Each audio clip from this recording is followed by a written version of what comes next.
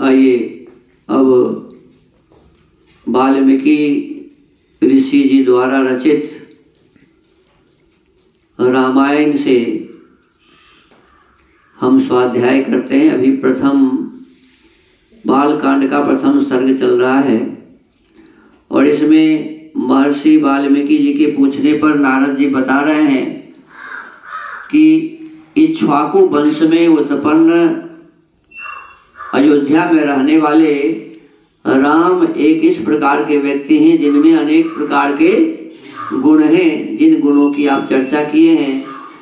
और बताते हैं कि वे वेदों के प्रकांड विद्वान हैं, दर्शनों के प्रकांड विद्वान हैं, उपांग के विद्वान हैं, सब प्रकार के गुण उनमें भरे पड़े हैं।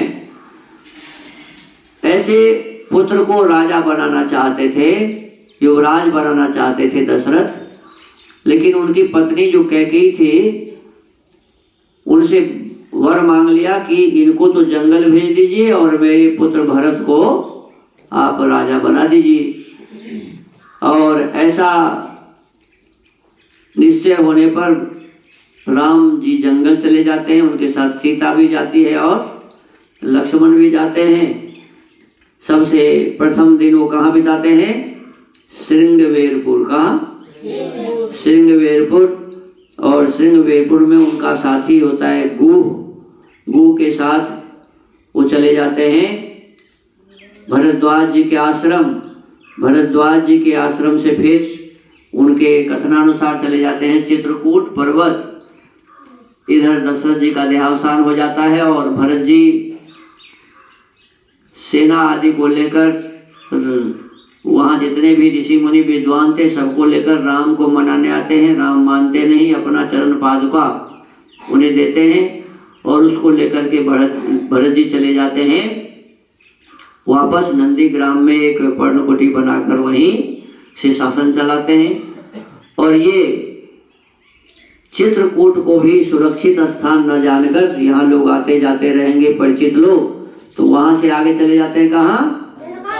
दंडकारण्य।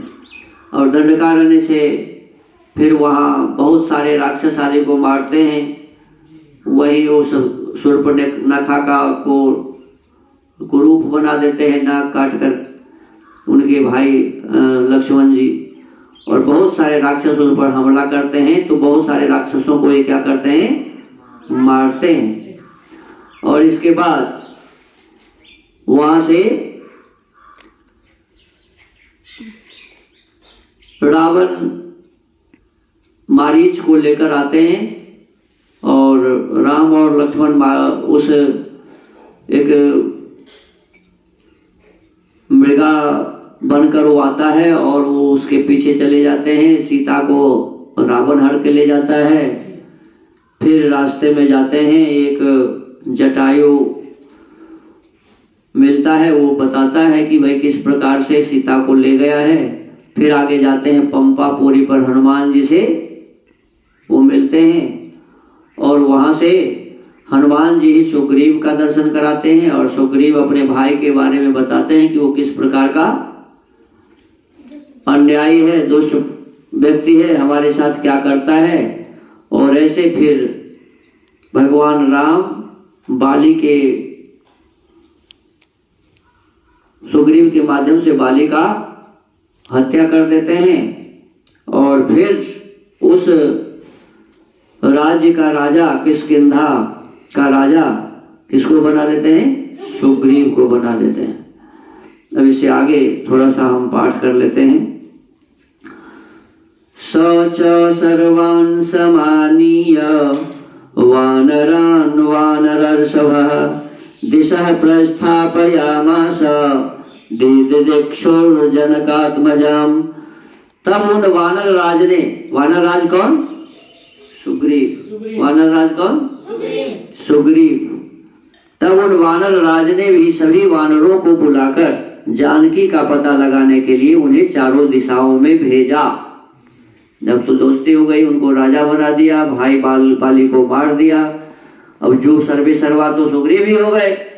तो सुग्रीव वानर सबको कहाँ भेजा? चारों दिशाओं में, पूर्व पश्चिम उत्तर दक्षिण सभी दिशाओं में भेजा।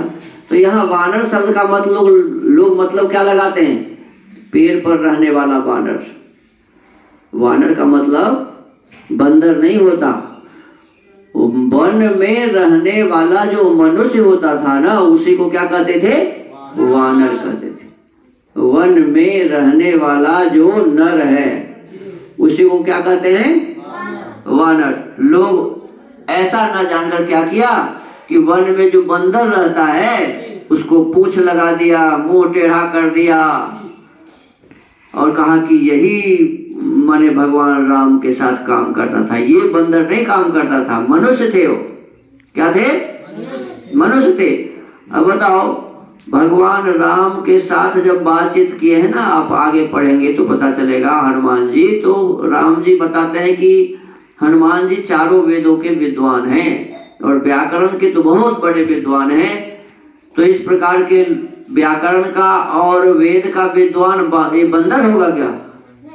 व्याकरण का और वेद का विद्वान बंदर होगा?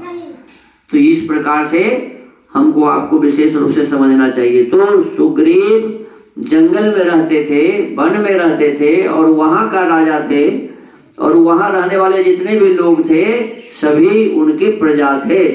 तो उन्हीं प्रजाओं में जितने भी लोग थे वही, इसी का नाम है कि वानरों को बुलाकर, माने वन में रहने वाले नरों को बुलाकर कहा कि भाई सीता की का खोज करो। चारों ओर भेजा। ततो गृध्रस्य वचनात् संपातेर हनुमान बलि शतयोजन विस्तीर्णं पुप्लुवे लवणार्णवम्। तत्पश्चात संपाति नामक गृध्र के कहने से बलवान हनुमान जी 100 योजन विस्तार वाले छार समुद्र को कूदकर लांघ गए। कहते एक संपाति नाम का गिद्ध था। गिद्ध, ये आजकल हम लोग गिद्ध कहते हैं किसको?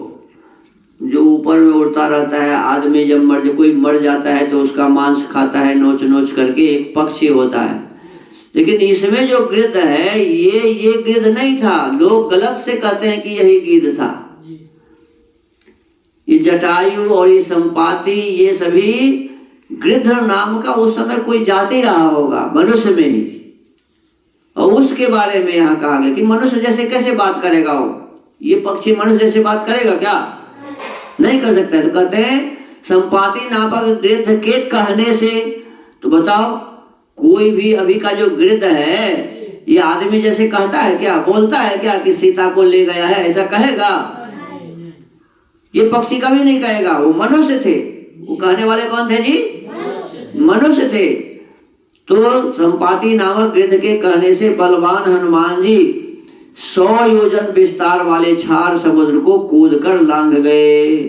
समुद्र का पानी नमकीन होता है। कैसा होता है? तो कहते उस नमकीन पानी को कूद गए, लांघ गए।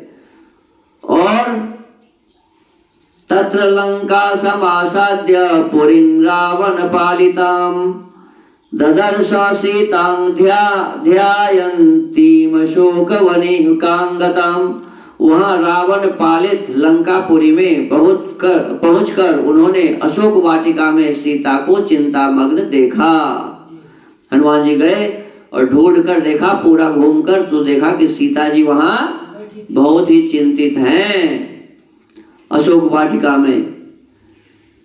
निवेदयित्वाभिज्ञानं प्रवृत्तिं विनिवेद्य च समाश्वास्य च वैदेहीं मर्दयामास तोरणम्। तब उन विदेह नंदिनी को अपनी पहचान देकर राम का संदेश सुनाया और उन्हें सांत्वना देकर उन्होंने वाटिका का द्वार तोड़ डाला। अब पंचगिसेनाग्रगान् हत्वा सप्तमंत्री सुतानपि शूरमक्षं च निष्पेष्य ग्रहणं समुपागमत्। फिर 5 सेनापतियों और 7 मंत्री कुमारों की हत्या कर, कौन हत्या कर दिया? हनुमान जी। वीर अक्ष कुमार का भी कचूमर निकाला। इसके बाद वे जानबूझकर पकड़े गए। अक्षय कुमार को भी परेशान कर दिया लेकिन वो ब्रह्म पास उनके पास था। ब्रह्म पास एक कोई होता था उस जमाने में, कोई बांधने के लिए, किसी को पकड़ने के लिए कोई व्यवस्था।